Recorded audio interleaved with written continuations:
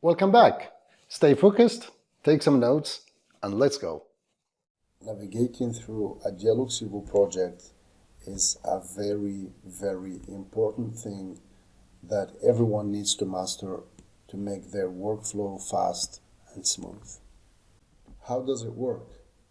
Let's start with the floor plan view.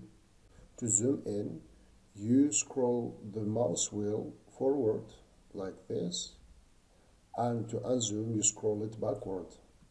Easy. To move your project right, left, up, down, or whatever direction you want to, you press the mouse wheel and then you move your mouse wherever you want to take your project.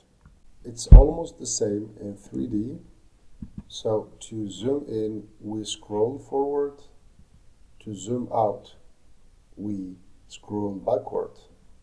To take your project or to move your project to any direction you want, you press on the mouse wheel and then you take your project wherever you want to in your screen.